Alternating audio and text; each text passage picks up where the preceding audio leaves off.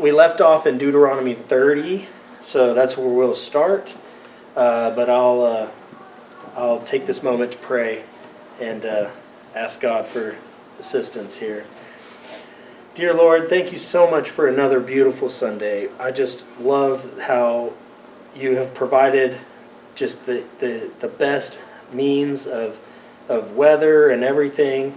We're thankful for the rain and for just everything that you provide. You definitely have given everything that we could ever need to us, and you make it so wonderful and easy for us to get out together and make it to this place where we can congregate together and share fellowship and just open our hearts and our minds to you, Lord, and we can praise you, we can worship you, we can study, we can learn about your word, we can learn about how you want us to live, Lord, and how you want us to behave and everything that your great book speaks to us. So we're so thankful for Jesus, your Son, who you have sent to pay the ultimate price for our salvation, for our peace, for our love and understanding of you. He's the greatest example of love that we could have ever been shown, and so we thank you for doing that. And it is through your Son, Jesus, that I pray every day. Amen. So I am very excited to get through some of these last books of Deuteronomy because I feel like they were very special to me.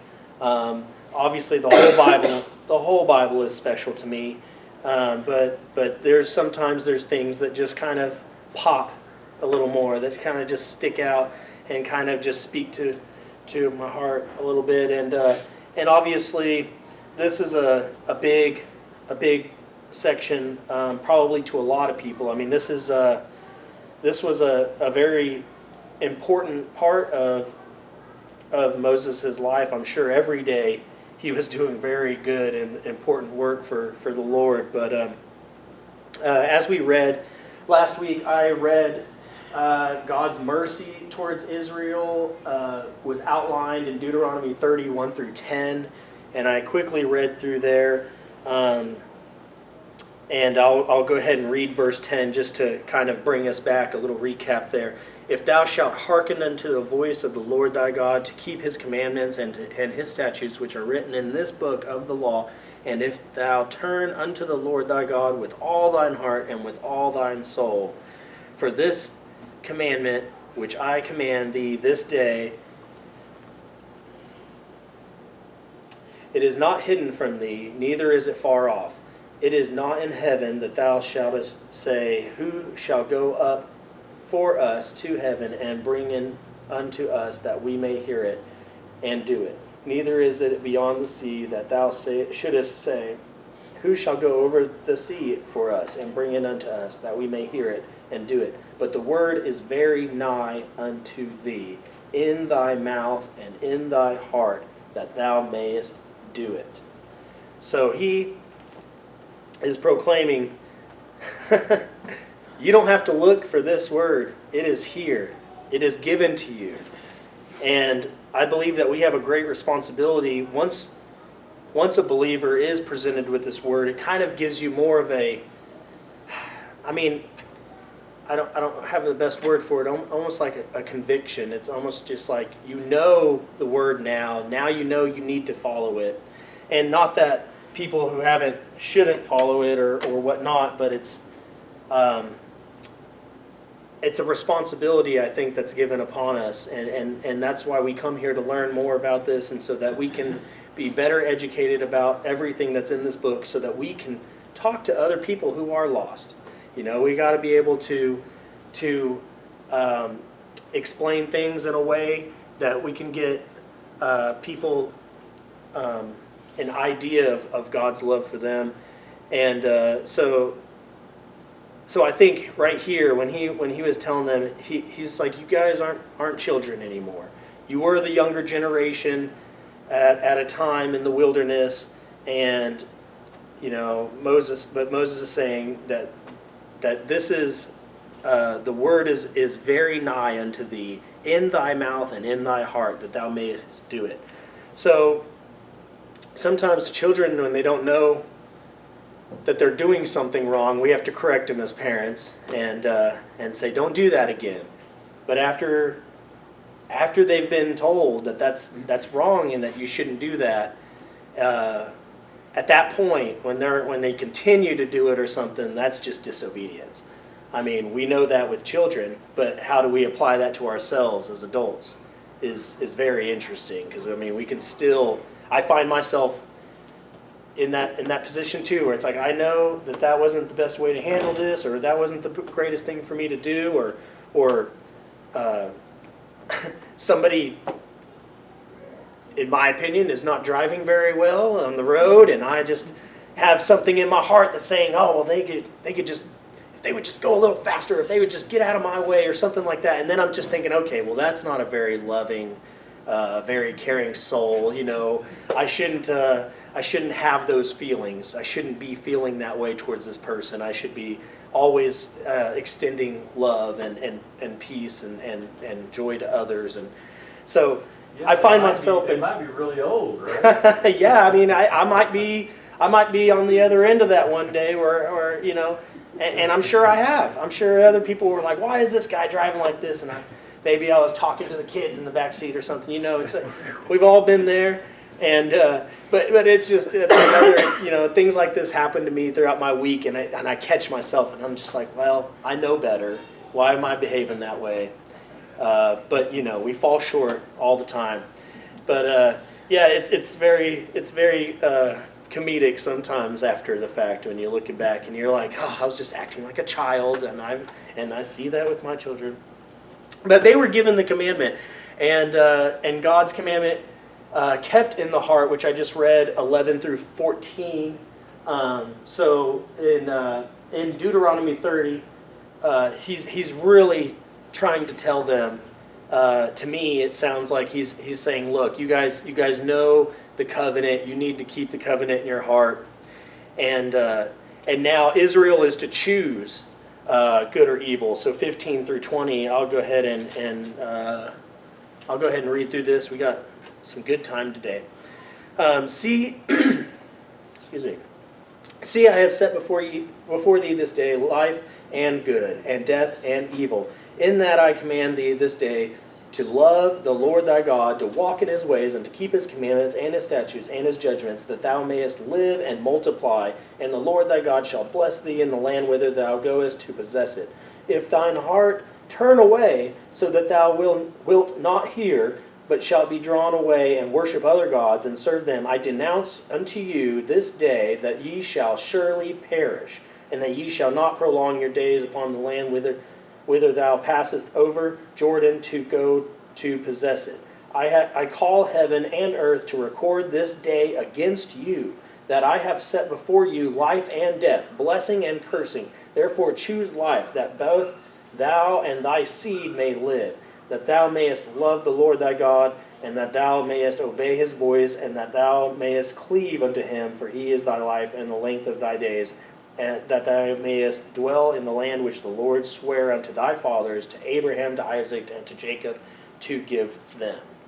So he made a pretty good proclamation to the people there, saying, you were given this choice, good or evil, life or death. Do you want to prosper or do you not?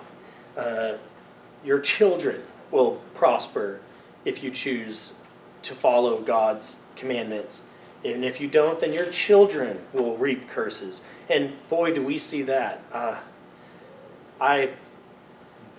Unfortunately, I have a house that's down the street from us, and me and Susan have kind of been, you know, just kind of watching a little bit, and the kids are always outside playing, and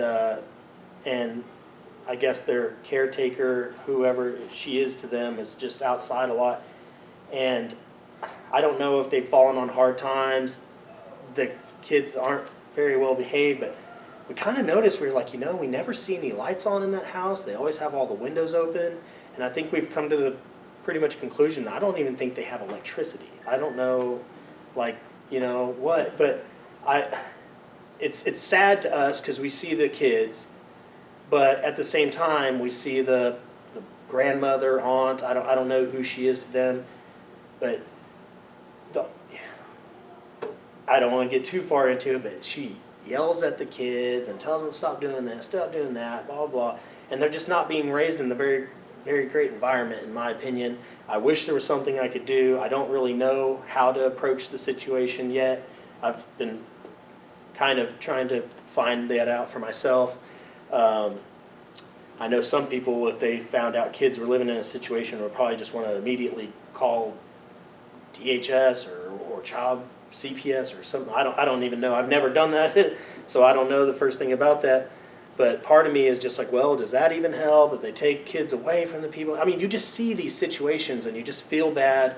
I'm going to have to pray about it, trying to find out if and what I should do. But I just see that, and I just think to myself, I mean, that could be anybody if you make these terrible decisions. I mean, you make these bad decisions, you're not being responsible. You can't, I guess either obtain a job or work, or maybe you're mismanaging your funds. But I mean, and it's just kind of sad. But you see people make bad decisions, and then it affects the children, and it affects the generations after them. I mean, that is nothing new, is it? I mean, that is right there, plain as day in this book. Moses tells them, if you do not follow God's commandments and you start doing all these other things, worshiping idols and doing this, there's nothing but death and perish, destruction for you and thy seed. I mean, it's just going to go down that direction. So, I mean, it's just, it's something that I can even apply to myself and to life today. I see. It's like, if I make these right choices and if I stick to what I know is right and, try to teach my kids the right things, I just know and hope that God will bless them too, that He will take care of them even when I'm long gone and I can't be there to take care of them or to guide them, because I know that there'll be times where I won't be. So you got to set that foundation, and set the trajectory, where that is. So that's so important. And I mean, he couldn't have worded it better to this generation. So he encourages them in 31. So in 31. I'll start with verse 1 and try to get pretty well through here. And Moses went and spake these words unto all Israel, and he said unto them, I am 120 years old this day. I can no more go out and come in. Also the Lord hath said unto me, Thou shalt not go over this Jordan. The Lord thy God, He will go over before thee, and He will destroy these nations from before thee, and thou shalt possess them. And Joshua, he shall go over before thee, as the Lord hath said. And the Lord shall do unto them as He did to Sihon and to Og, kings of the Amorites, and unto the land of them whom He destroyed. And the Lord shall give them up before your face, that ye may do unto them accordingly unto all the commandments which I have commanded you. Be strong and of good courage. Fear not, nor be afraid of them. For the Lord thy God, He it is that doth go with thee. He will not fail thee, nor forsake thee. And Moses called unto Joshua in verse 7, and said unto him in the sight of all Israel, Be strong and of good courage, for thou must go with this people unto the land which the Lord hath sworn unto their fathers to give them, and thou shalt cause them to inherit it. So Moses is telling them it's time. I'm 120 and I'm not allowed to go, but we're here. I mean, it's right there. And Joshua, you have been appointed. God has chosen you to lead these people, and this is what you must do. I mean, he laid it out extremely clear. And I'll keep reading here in verse 8. And the Lord, He it is that doth go before thee. He will be with thee. He will not fail thee, nor forsake thee. Fear not, nor be dismayed. And Moses wrote this law, and delivered it unto the priests, the sons of Levi, which bear the ark of the covenant of the Lord, and unto all the elders of Israel. And Moses commanded them, saying, At the end of every 7 years, in the solemnity of the year of release and the feast of the tabernacles, when all Israel is come to appear before the Lord thy God in the place which he shall choose, thou shalt read this law before all Israel in their hearing. So that's interesting. I guess they need a nice little refresher every 7 years, which don't we all? We could all use a little refresher sometimes. In verse 12, gather the people together, men and women and children, and thy stranger that is within thy gates, that they may hear, and that they may learn, and fear the Lord your God, and observe to do all the words of this law, and that their children which have not known anything may hear, and learn to fear the Lord your God. As long as ye live in the land whither ye go over Jordan to possess it. So right there, he's commanding them to always proclaim this. If there's a new stranger that's among you, they need to hear it. If there's a new child among you, they need to hear it. I mean, this word has to be repeated and taught. And I think that's something that obviously us Christians are carrying on today, even thousands of years later, which is amazing to me. But God works in amazing ways in this world, and that His word is preserved all across the world.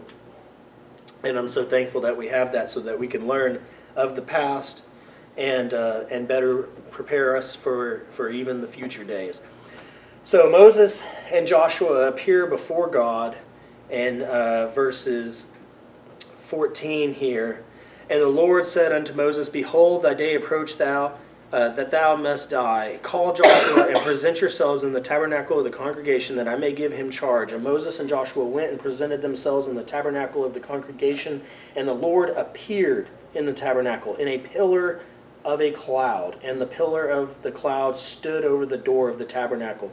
And the Lord said unto Moses, Behold, that thou shalt sleep with thy fathers, and this people will rise up and go whoring after the gods of the strangers in this land, whether they go to be among them, and will forsake me, and break my covenant which I have made with them. Then my anger shall be kindled against them in that day, and I will forsake them, and I will hide my face from them, and they shall be devoured, and many evils and troubles shall befall them, so that they will say, in that day, are not these evils come upon us, because our God is not among us? And I will surely hide my face in that day for all the evils which they shall have wrought, in that they turned unto other gods. So that's a very sad outlook, but it's almost like God's like, I've seen this before. I've seen this book. This is a sad thing to me to read, but I mean it's just a reoccurring issue. We all fall short again, just like they do. I mean, back then, we do today, but he knows that you know they'll commit. They will say that they have their covenant in the heart, but eventually. And as we know, they did have a time where they had to disband from this promised land. But for now, verses 19 through 23, there's a song for Israel. And let's see if I have time to read this. Let's go ahead and just read it. 19. Now therefore write ye this song for you, and teach it to the children of Israel, and put it in their mouths, that this song may be a witness for me against the children of Israel. For when I shall have brought them into the land which I swear unto the fathers, that floweth with milk and honey, that they shall have eaten and filled themselves and waxen fat, then will they turn unto other gods, and serve them, and provoke me, and break my covenant. And it shall come to pass, when many evils and troubles are befallen them, that this song shall testify against them as a witness, for it shall not be forgotten out of the mouths of their seed. For I know their imagination which they go about, even now, before I have brought them into the land which I swear. Moses therefore wrote this song the same day, and taught it to the children of Israel. And he gave Joshua the son of Nun a charge and said, Be strong and of a good courage, for thou shalt bring the children of Israel into the land which I swear unto them, and I will be with thee. So they had a song that it says Moses wrote this song that same day and taught it to the children of Israel. And I believe from what I read, it's a song to remind them that, hey, if you guys disobey and there's curses and you feel like God has abandoned you or whatnot, just remember this song, because I had already said that you guys are going to do this. I already proclaimed to you guys that you guys are going to go into this land flowing with milk and honey, and that and they shall have eaten and filled themselves and waxen fat. Then they will turn unto other gods and serve them and provoke me and break my covenant. That is a picture that I can definitely understand pretty well, I believe, from what I see in this world, because I've even unfortunately witnessed it with myself, where I noticed that sometimes when times are good, people just are living in the moment. They're just having a great time because they've got all the food they could ever want. They got money or they got whatnot. You see celebrities just living it up, on a private yacht or whatever, and they don't feel like they need God. I mean, to put it frankly, I think that's just how human nature kind of wraps people up in this. I don't need anything. I'm so, and it's almost like you forget to praise and bless the one who provided all these blessings for you. And then you see people on the other end,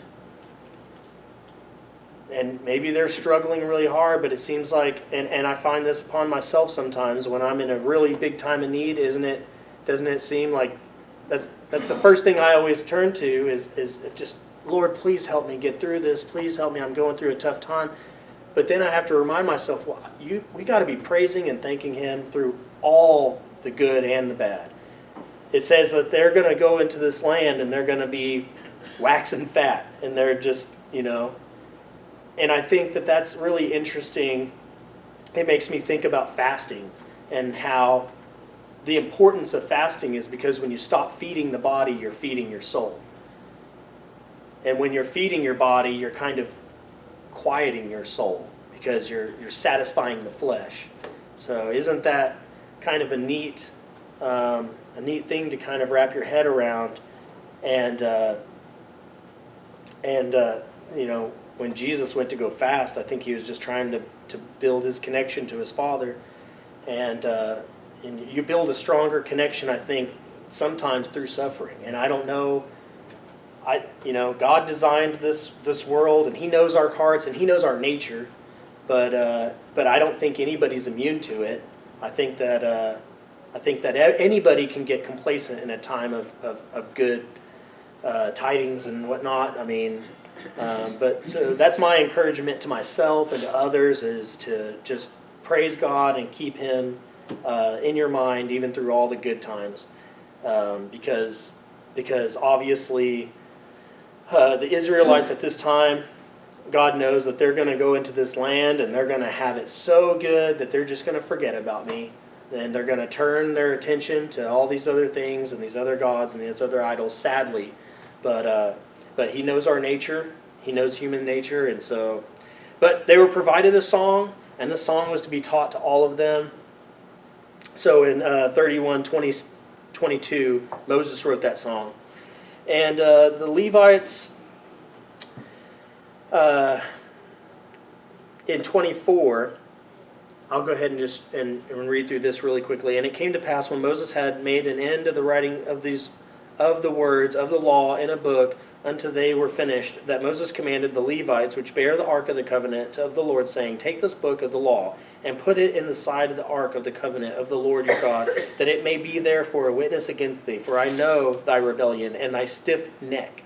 Behold, while I am yet alive with you this day, ye have been rebellious against the Lord, and how much more after my death.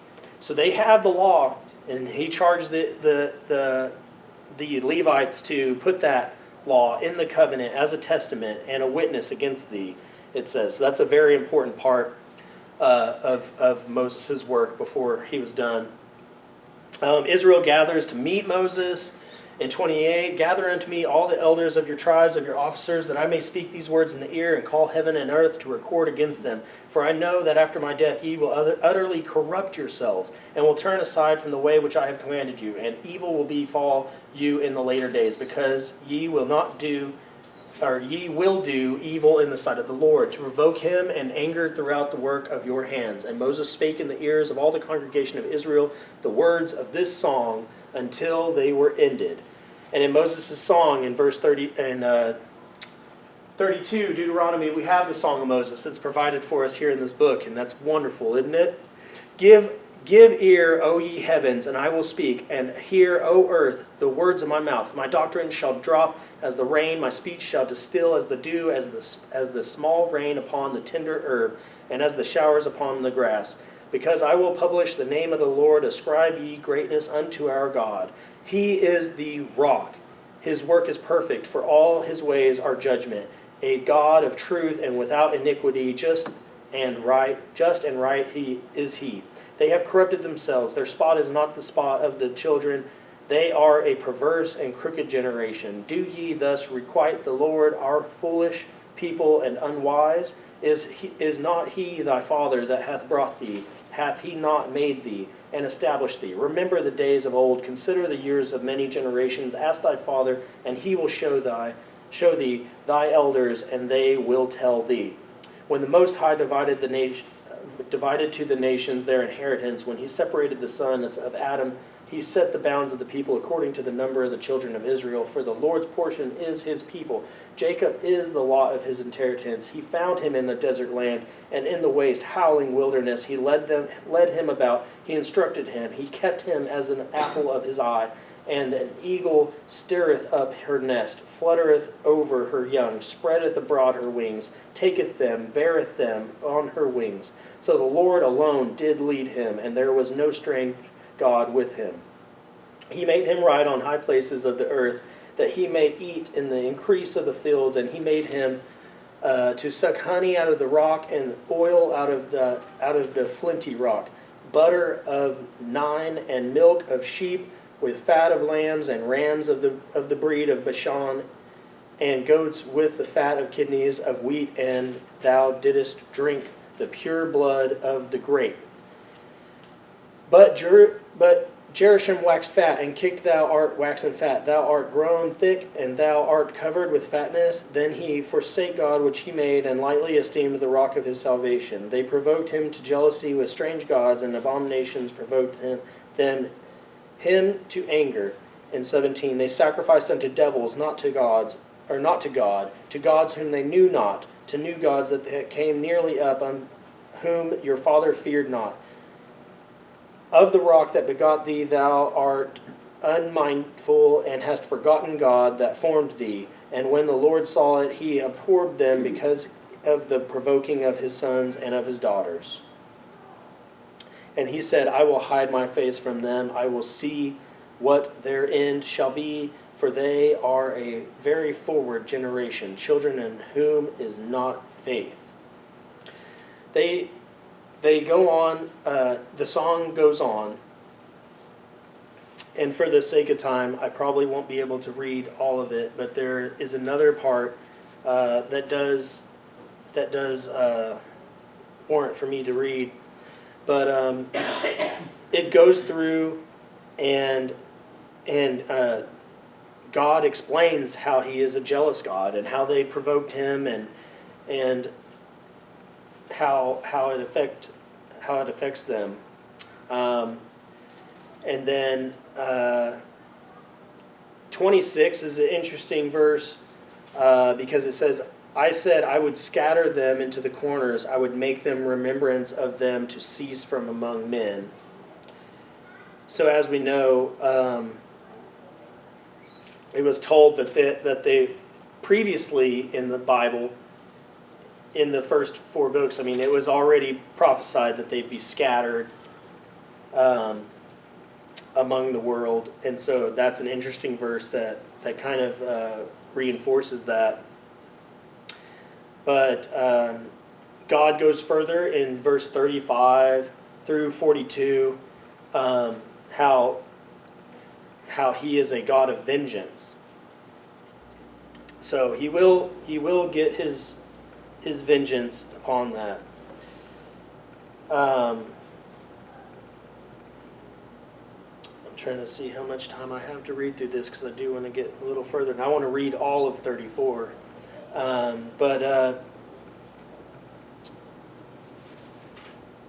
Verse 44, I lift up my hand to heaven and say, I live forever. If I wet my glittering sword and mine hand take hold of judgment, I will render vengeance to mine enemies, and I will reward them that hate me.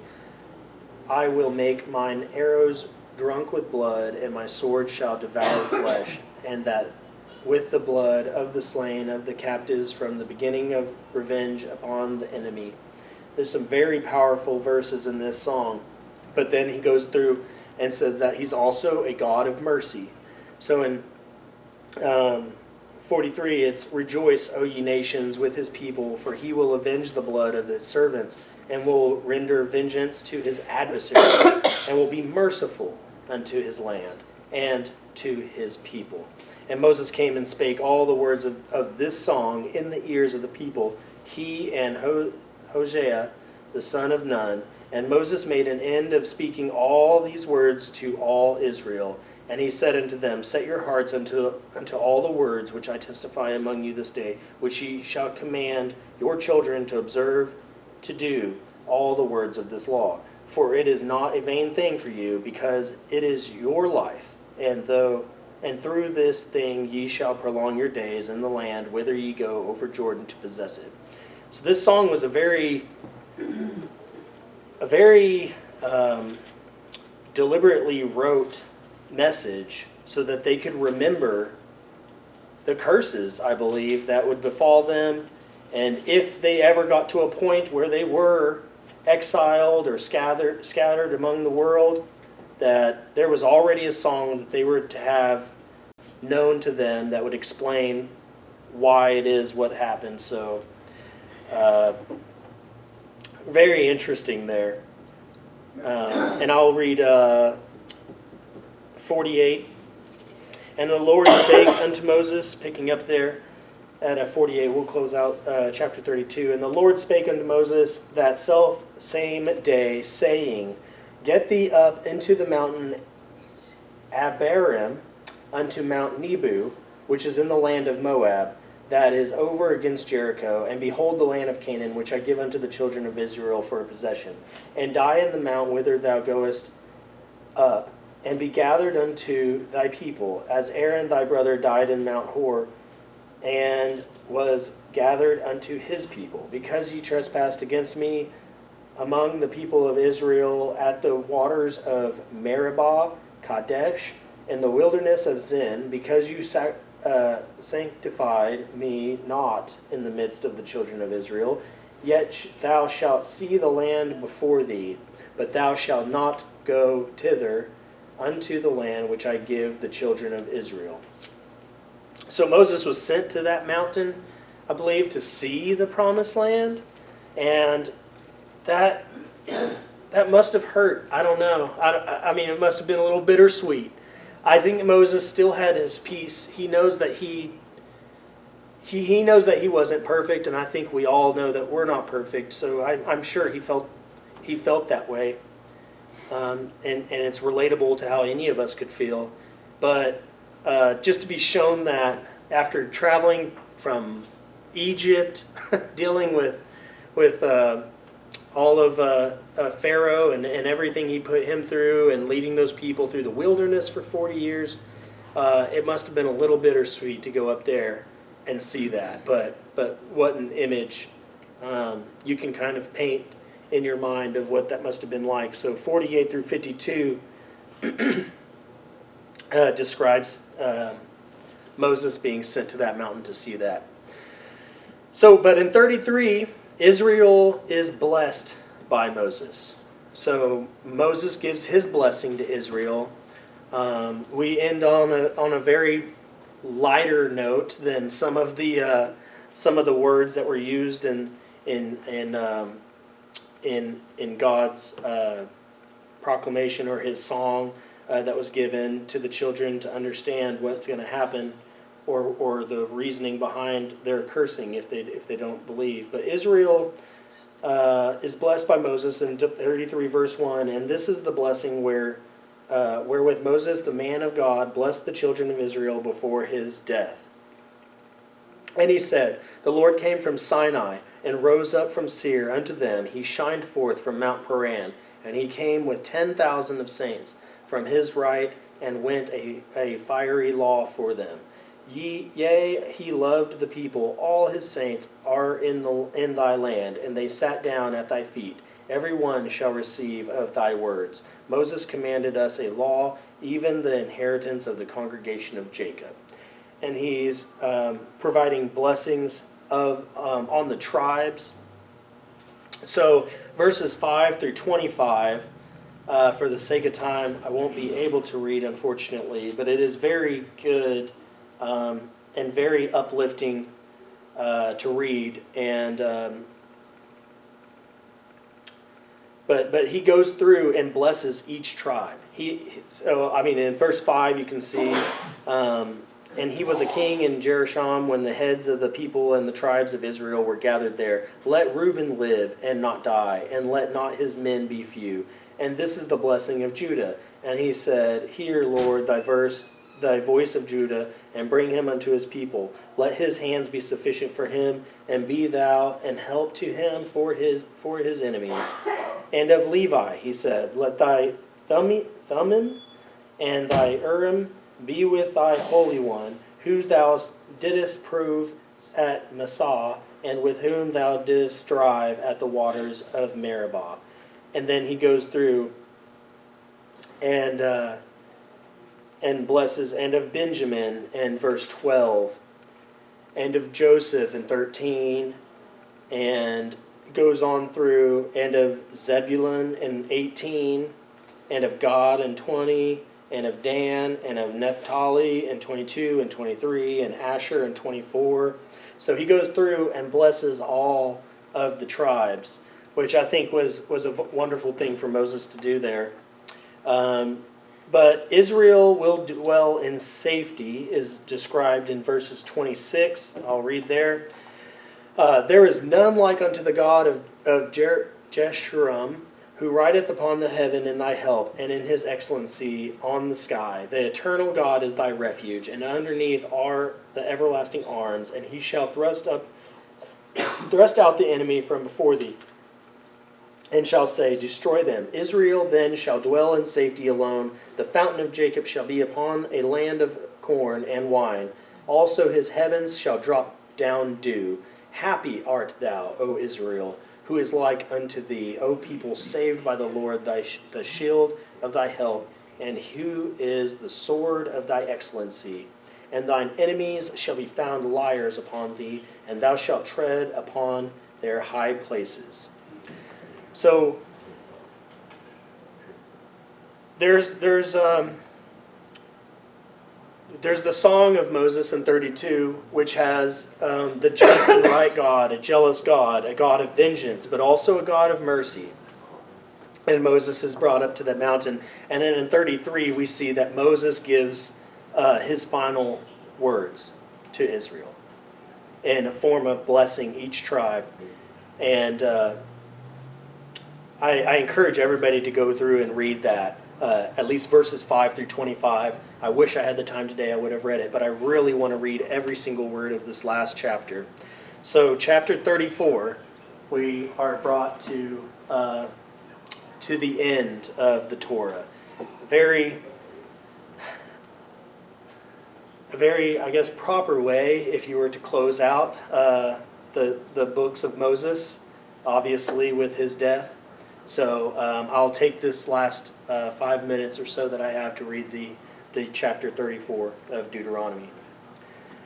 So, and Moses went up from the plains of Moab unto the mountain of Nebo, to the top of Pisgah, that is over against Jericho. And the Lord showed him all the land of Gilead unto Dan, and all Naphtali, and the land of Ephraim, and Manasseh, I probably mispronounced his name, and all the land of Judah unto the utmost sea, and the south, and the plain of the valley of Jericho, the city of palm trees unto Zor. And the Lord said unto him, This is the land which I swore unto Abraham, unto Isaac, and unto Jacob, saying, I will give it unto thy seed.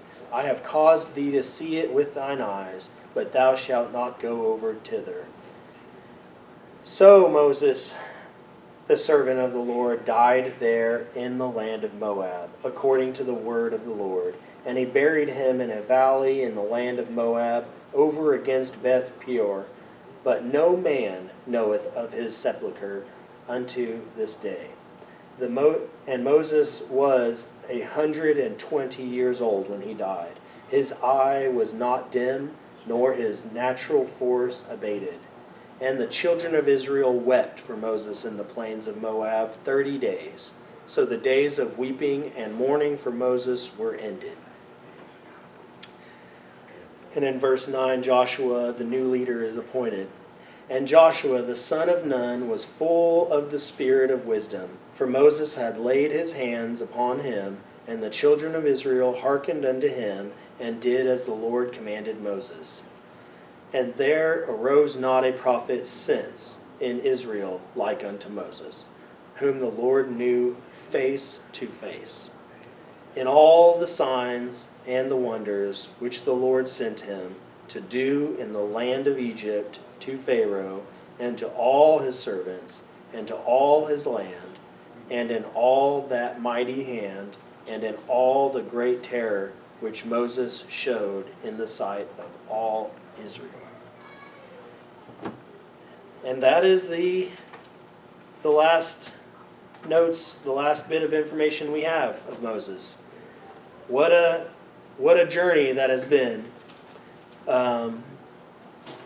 Starting in Genesis, going through from Adam and Eve to Noah, all the way up into Abraham and Isaac and Jacob, just blows me away how much was all in Genesis, and then leading into Exodus, where we hear of Moses. Just imagine him had a very busy, very I would say a pretty difficult life. I mean, from the very beginning. I mean, his mother had to put him in a basket and push him down a stream just to save him from a horrible death as an infant, which is hard to imagine. But wow, God had a big purpose for Moses, and it's very interesting. I mean, it definitely says, and there arose not a prophet since in Israel like unto Moses, whom the Lord knew face to face. He had a very long and challenging life, but I believe that he did faithful work all the way to the end. And I mean, everybody falls, and he wasn't perfect, but nobody is. Only Christ Jesus is the only perfect one. So I can't fault him for that. I think what he done was just absolutely incredible. So to read all through Exodus and Leviticus and Numbers to right here, the very end of Deuteronomy, I mean, it almost gave me just chills and goosebumps when I got to the end, just to realize, like, wow, all that he has done.